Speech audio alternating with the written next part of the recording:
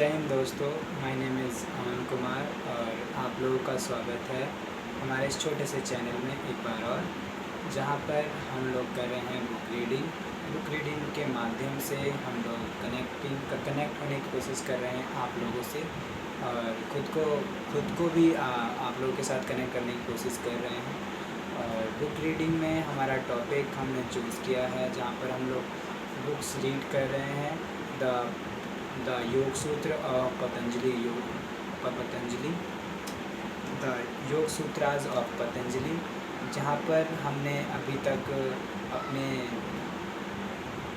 4 दिन के कार्यक्रम में हमने 15 सूत्राज को डिस्कस कर लिया है, पढ़ लिया है, रीड कर लिया है और चलते हैं अपने अगले पड़ाव की ओर, जहाँ पर हम लोग डिस्कस करेंगे, पढ़ेंगे, रीड करेंगे योग सूत्र 16। तो चलिए शुरू करते हैं।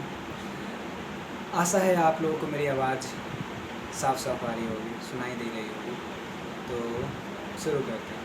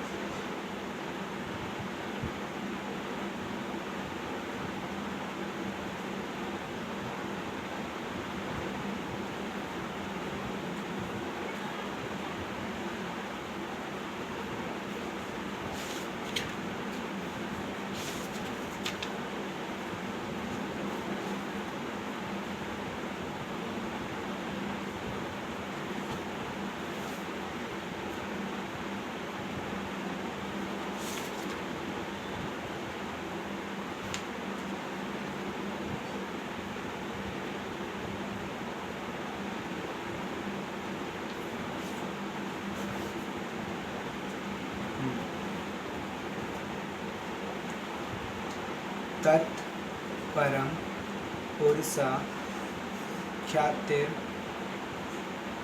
गुण वैतृष्ण्यम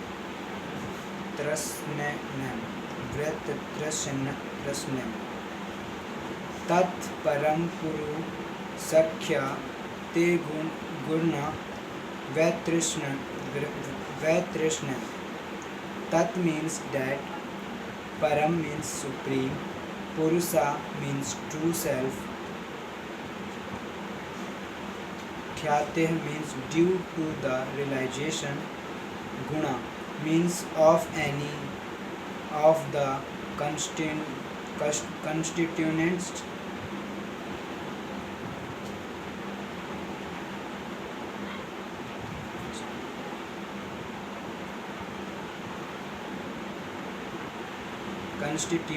of nature,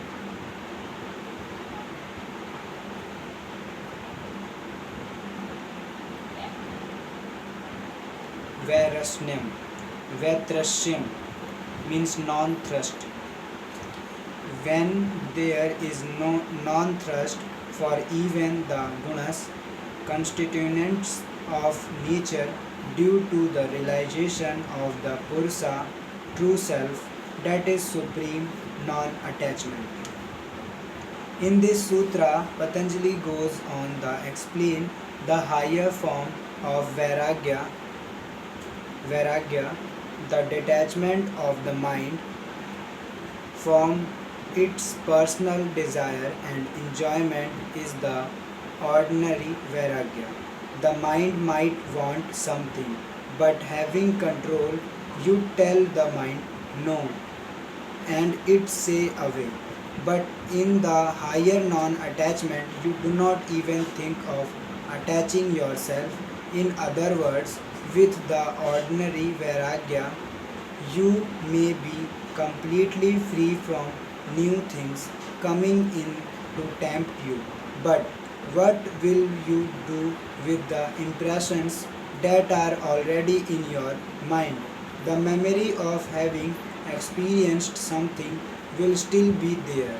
For example, after many years of thievery, a robber decide not to steal anymore. But still, the memory of having stolen so many things and enjoyed them remains in the robber's mind. In the yogic term, these memories are called impressions or some samaskaras. Samaskaras. Now and then the samaskaras will come up. Oh, how nice it would be if I had just stolen that a car. How I would have enjoyed it. But these people came and told me not to attach myself, and I accepted it and am staying away from this. Or I remember how much I enjoyed some smoking and drinking. This yoga business came in and somehow I do not have those joy anymore. Many people feel like that because the samaskaras are still there. You cannot just go into the mind and erase the impressions, but they get themselves erased at one point. When when you succeed in going within and realization the peace and joy of your own self, the moment you understand yourself as the true self, you find such peace and bliss that the impressions of the petty enjoyments you experienced before becomes as ordinary spikes of light in front of the brilliant sun. You lose all interested in them permanently. That is the highest non-attachment. Before that, you are in between. You have not tasted that greatest joy, but you have experienced some mental peace. However, this peace is just the reflection of the true peace on your tranquil mind. We should understand this point well. To use the analogy of the mirror again, imagine a brilliant light reflecting on a mirror. If the mirror has a crooked or colored surface, the reflection gets distorted. The distorted or colored reflection is like the distorted happiness you enjoy from outside things. By, de- by detaching yourself from these things, you make the mental memory steady and straight and see a steady image of yourself. But still, the image is not the true original self or bliss absolute. Once the mind becomes pure and steady, you experience a steady happiness.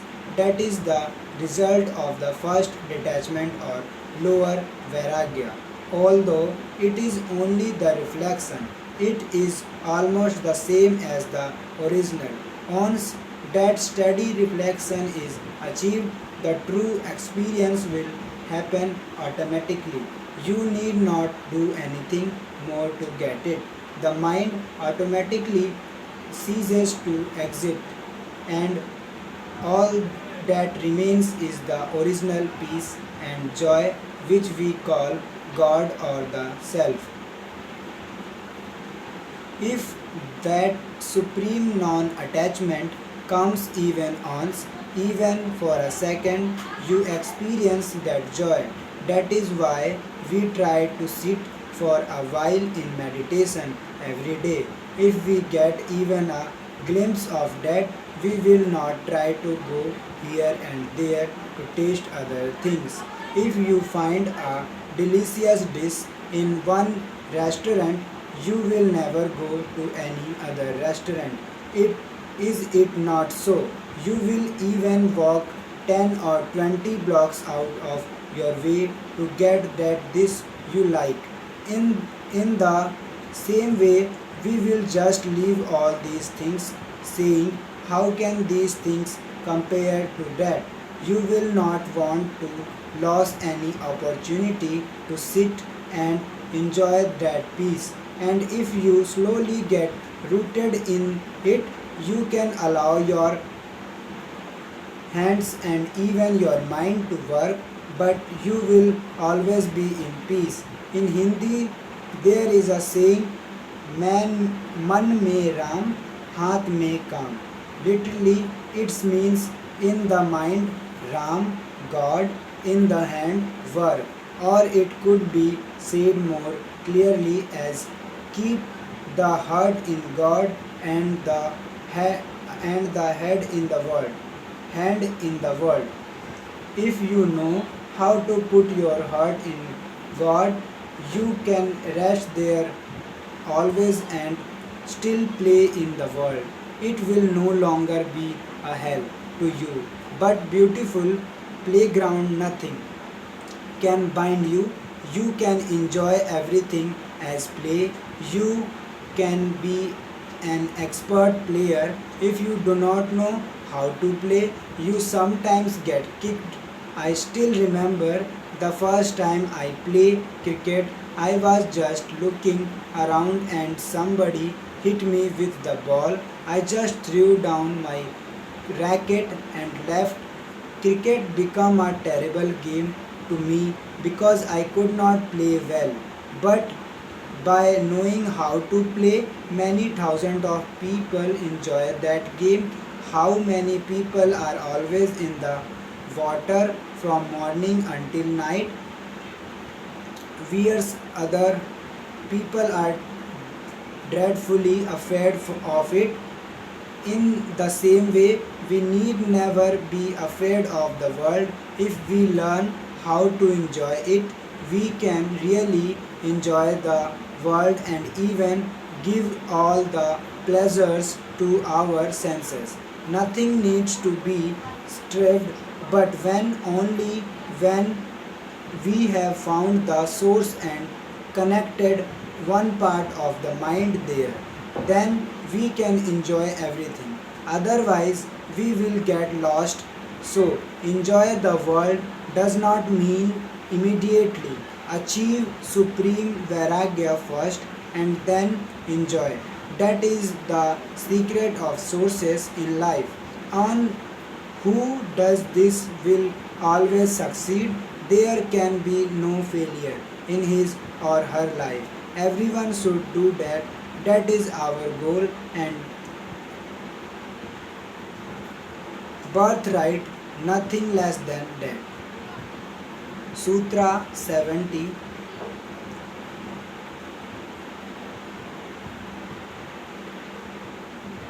वितर्क विचार Nanda Samita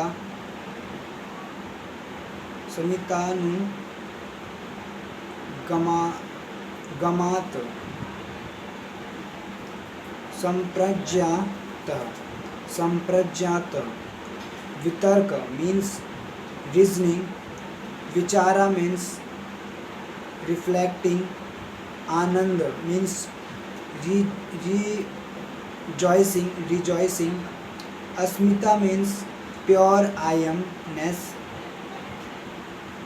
anugamat means due to the following from accompaniment. Samprajanta means distinguishing, discerning, samadhi contemplation. Samprajanta samadhi is accompanied by reasoning, reflecting, rejoining and pure I amness. In the first section of this portion, Patanjali gives the theory of yoga. Now he speaks of the final practice called samadhi or contemplation. And it is variations. Patanjali is completely scientific in this respect. He sees yoga as a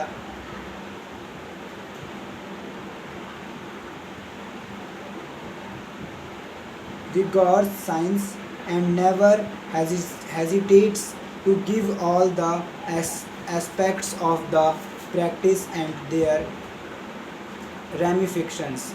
It is the duty of scientists to understand and explain every aspect of their discoveries.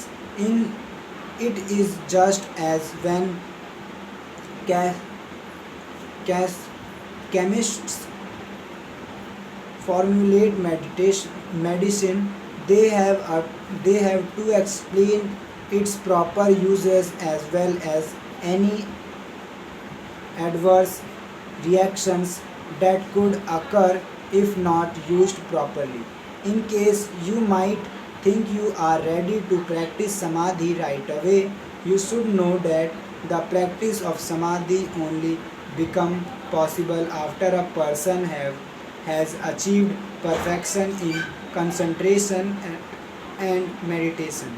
The mind must have acquired one pointedness and have been brought completely under control because the entire mind must be used in the practice of samadhi. In this and the following sutra, Patanjali talks about two kinds of samadhi, samprajanta distinguished and asamprajanta undistinguished. Patanjali further divides the Samprajanta Samadhi into four forms. To understand them, we have to understand the makeup of what he called nature or Prakriti. According to Patanjali, Prakriti also has four divisions: the very gross material, the subtle elements called the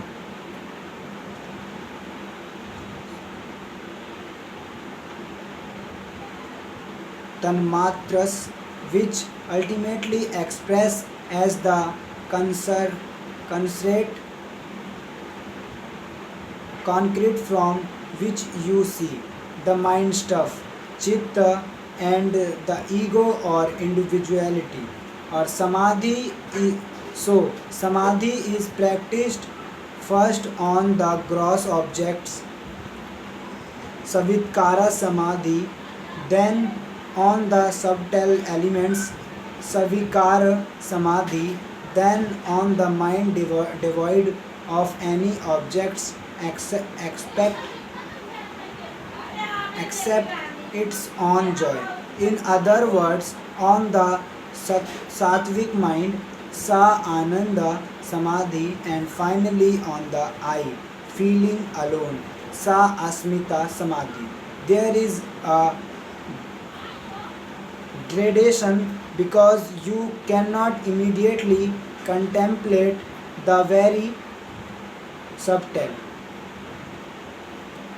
First, you have to train the mind to focus on something, concentrate. When the mind is focused on a concrete object, that is called savitkara samadhi. बाहर बरसात का मौसम हो रहा है, बारिश लगता है आने वाली है और टाइम हो रहा है 5:26। आज का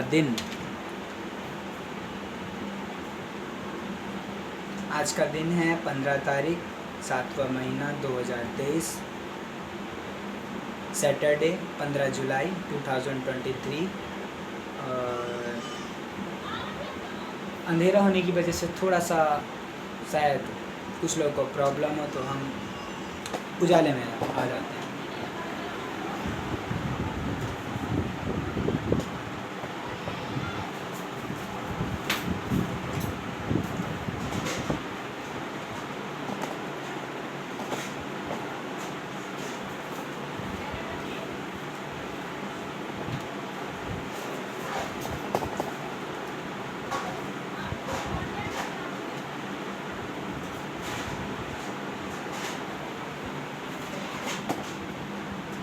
बाहर का मौसम हमें देखना चाहिए कैसा है।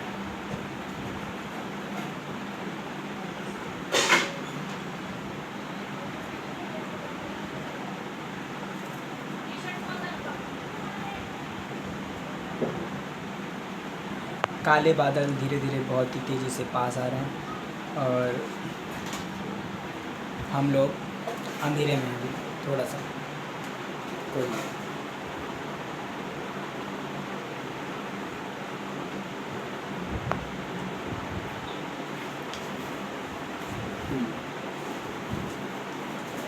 यहाँ पर रोशनी आ रही है तो हम यहाँ पर पढ़ सकते हैं।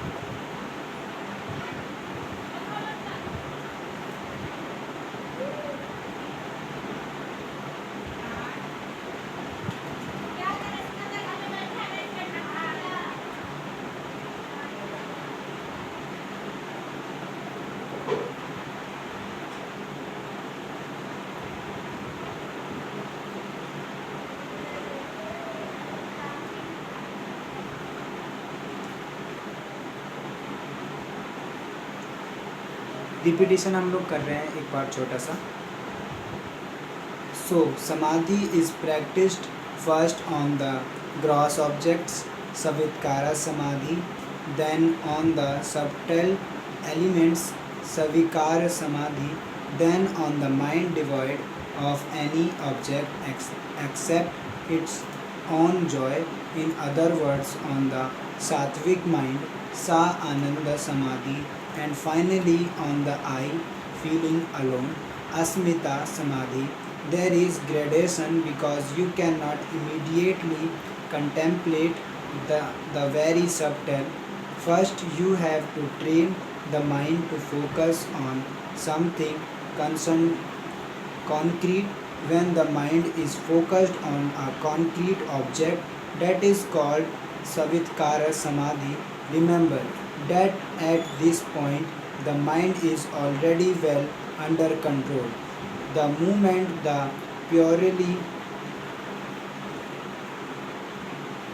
focused mind contemplates an object, it goes the very depth of that object and understand every particle of it. A focused mind gain power, and when that powerful mind concentrates an object, the entire knowledge of that object is revealed to it. Knowing this, we can easily see that the scientists who probed the matter and discovered atomic energy were practicing Savitkara Samadhi. They were they were practical and wanted to know. They focused their entire minds on that, and even that small particle of matter revealed itself. In getting the knowledge, we gained power over the atom. That is what is meant by Savitkara Samadhi. So, the benefit of this contemplation is the understanding of the inner secrets and powers of your object of contemplation. But what will you do with this power? The danger can easily be realized by seeing how atomic energy has been used for destructive bombs instead of smoothing drums. There is a danger in getting all the extraordinary powers. If this samadhi is practiced without the proper moral background, the result will be dangerous. But as a scientist, Patanjali must explain it anyway. In the next form, you contemplate the tanmatras or subtle elements. Here there is no concrete object to see. You contemplate something abstract like white or red or love or beauty. Because they are abstract, a normal person cannot understand what redness or love is without the help of concrete object. But if you are able to contemplate and understand the concrete object well, your mind gets the capacity to understand the abstract things even without concrete object. Then you rise above time and space also. This samadhi is called savikara or with reflection. Further on, we go into the still subtler on one in which even the discrimination or reflection is not there. You do not use the intellect here, but you contemplate just their tranquil mind itself. In that, you get a joy which is called Sa Ananda Samadhi or this blissful Samadhi. There is only joy there and no reasoning or reflection. In the fourth samadhi, even that ananda is not there, but just awareness of individuality. You contemplate the I-ness. You are just there and you are aware of nothing else. It's called Sa Asmita Samadhi. We egoity, it is impossible to visualize what that could be, but still let us understand theoretically at least. In Sa Asmita Samadhi, the samaskaras are still in the mind in their seed form, even though you are only aware of the I. The samaskara are still buried in the mind. Samprajanta Samadhi is process of going inward, not evolution, but involution. Originally, the world or Prakriti was unmanifested,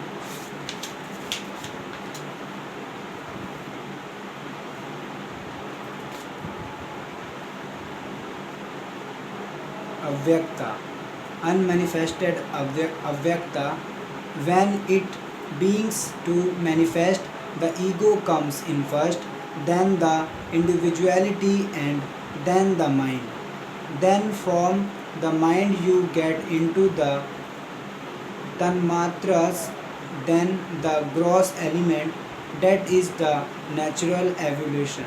In yogic meditation, we experience the involution.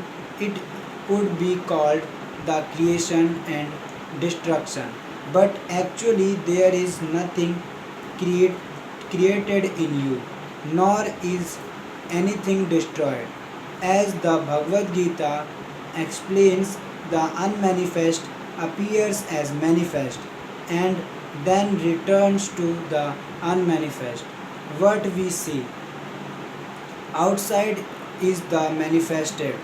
The in between, that is what we call the creation. That is why, according to yoga, we do not say that God created anything. Yoga says God is just the pure consciousness and Prakriti is also there is nature being to evolve and then dissolve. Prakriti in the unmanifested condition has both matter and force, which are inspirable like fire and heat. Without fire, there is no heat. Without heat, there is no fire. When the nature is in an unmanifested condition, the force is dormant or static. For example, when a dynamo does not revolve, no electricity is produced. But the moment the motor starts rotating, it produced electricity. This force or prana has three constituents called the gunas: stava, rajas, and tamas. Tranquility, activity, and inertia. When all three qualities are in equilibrium, they do not affect the matter. But once there is a little disturbance in the gunas. It creates motion in the matter, which gives rise to all kinds of forms. That is how the entire universe appears. The sky, the earth, the fire, the air, and all the elements are created. So, the one that is unmanifested slowly evolve itself, and ultimately we see the concrete forms. Now, we are in the concrete world with Tava, Rajas, and Tamas in full swing. We have to work from what we see now. From the known, we work back toward to unknown. We cannot just ignore the known and directly tackle the unknown. It is easier to do something with concrete things which we can see, feel, feel, touch, and taste. So, that is why the mind is given a concrete object to contemplate first. When it has been made tranquil by concentration on it, understand that, then it goes a little deeper into the subtle elements, then the still subtle ons, until it reaches the original matter. Unless you understand the Prakriti very well, you cannot get out of it. You cannot just ignore it or set it aside.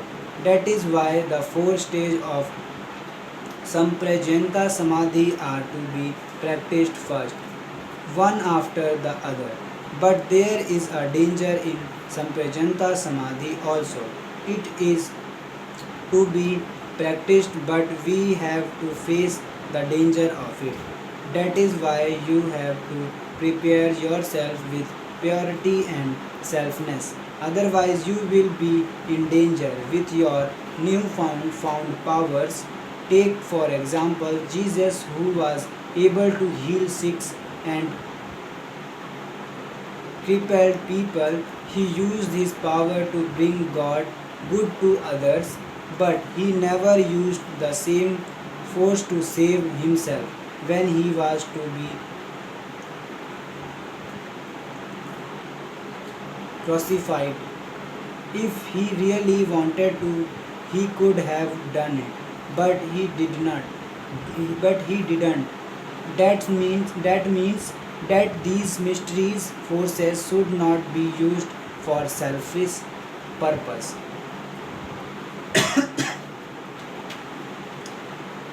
ये हमने read किया पतंजलि योग सूत्र 17, और अगला सूत्र है 18, जो कि हम पढ़ेंगे कल.